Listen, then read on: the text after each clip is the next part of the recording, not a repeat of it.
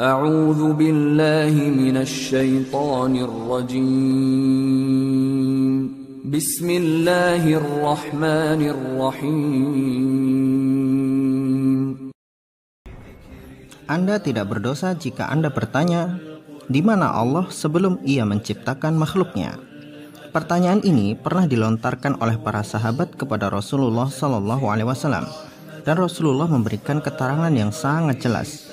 Di dalam hadis yang diriwayatkan oleh Abu Razin Al-Uqaili radhiyallahu anhu, beliau bertanya kepada Rasulullah SAW, "Aina kana rabbuna qabla an yakhluqa as-samawati wal arda?" Qala kana fi ama'in ma fawqahu hawa'un wa ma tahtahu hawa'un thumma khalaqa al-'arsha thumma istawa 'alaihi. Sahabat bertanya, di manakah Tuhan kami berada sebelum Ia menciptakan langit dan bumi? Rasulullah SAW menjawab, Ia berada di ama. Di atasnya tidak ada udara, di bawahnya tidak ada udara. Kemudian Dia ciptakan arsy lalu bersemayam di atasnya. Hadis riwayat Tirmidzi, Ibnu Majah, Baihaqi, dan hadis ini sahih. Hadis ini menerangkan bahwa Allah Subhanahu wa taala sebelum menciptakan segala sesuatu, Ia sendiri di tempat yang disebut ama. Ama sendiri berasal dari kata umyun yang berarti buta. Sesuatu tempat yang tidak diketahui bentuk dan wujudnya. Sesuatu tempat yang hanya Allah tahu seperti apa keadaannya. Tempat itu tidak ada udara, tidak ada apapun kecuali Allah Subhanahu wa taala saja di sana.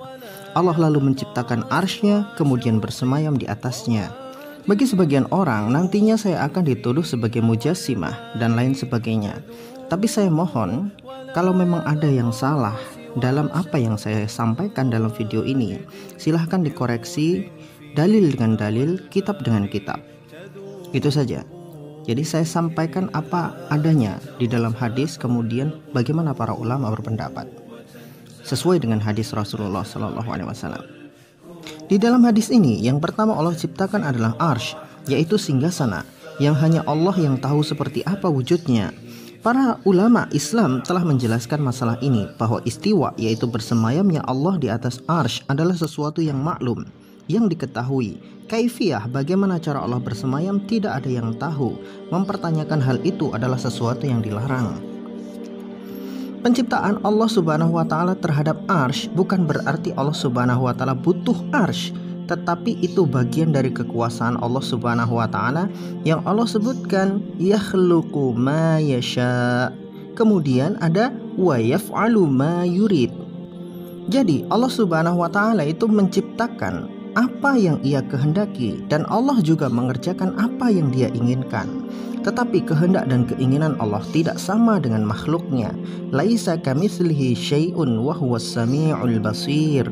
Tidak ada yang seperti Allah sesuatu apapun, dan Dia Maha mendengar lagi Maha melihat. Pernyataan bahwa jika Allah Subhanahu wa taala bersemayam di atas arsy berarti Allah Subhanahu wa taala terikat dengan waktu dan tempat. Benarkah hal itu?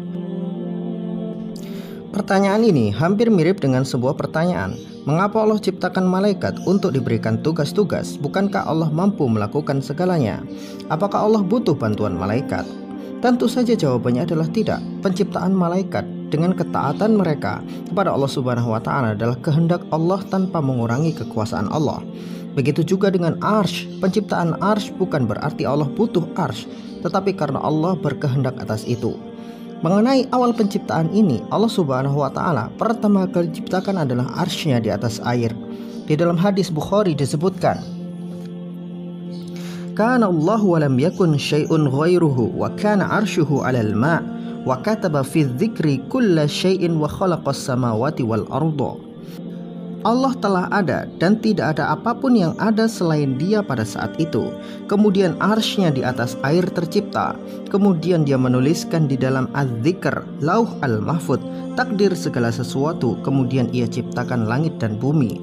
Hadis riwayat Bukhari jilid 6 halaman 289. Ada orang-orang yang meyakini bahwa alam ini dibentuk dari bagian tubuh Tuhan. Ini adalah kesalahan fatal.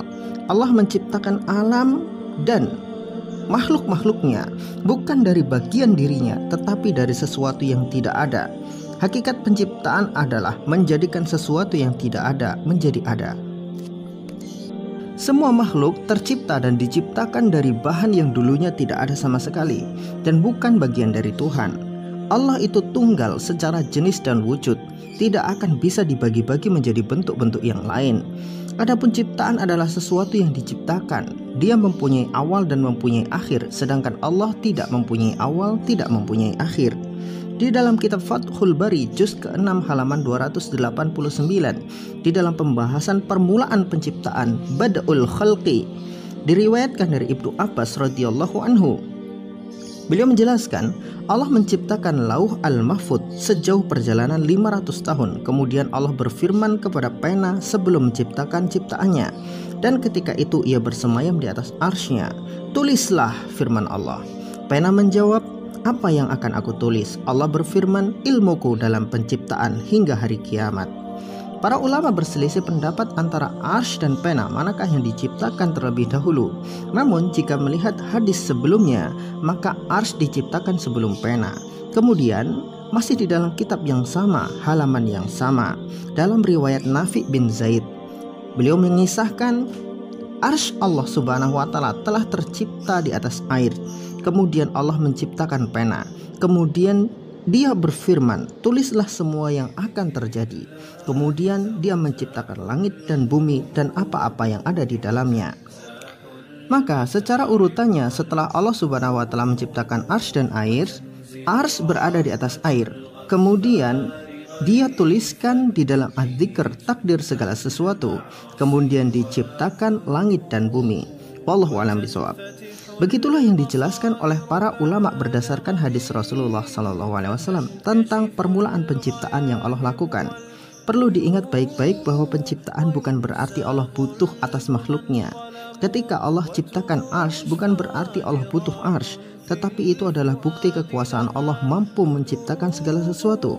Ketika Allah ciptakan malaikat dan mereka diberikan tugas, bukan berarti Allah meminta bantuan malaikat, tetapi itu kehendak Allah mampu menciptakan makhluk-makhluk yang selalu taat kepada perintah-perintah Allah subhanahu wa ta'ala.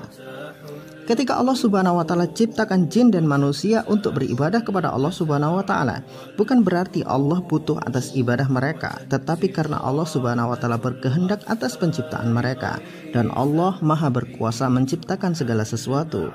Di dalam hadis qudsi Allah subhanahu wa ta'ala firmankan, Ya ibadi, law anna awwalakum wa akhirakum wa insakum wa jinnakum kanu ala atqa qalbi rajulin wahidin minkum ma zada dzalika fi mulki syai'an.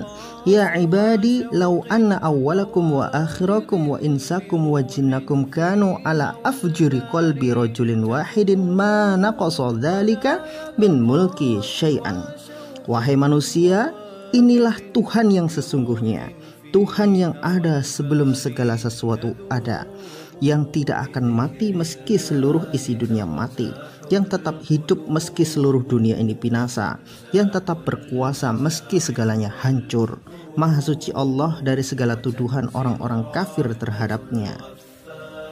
Hampir lupa kami sampaikan, jangan pernah membayangkan wujud Allah subhanahu wa ta'ala. Akal kita ini mempunyai batasan, dan tidak layak bagi kita membayangkan wujudnya Allah subhanahu wa ta'ala seperti apa.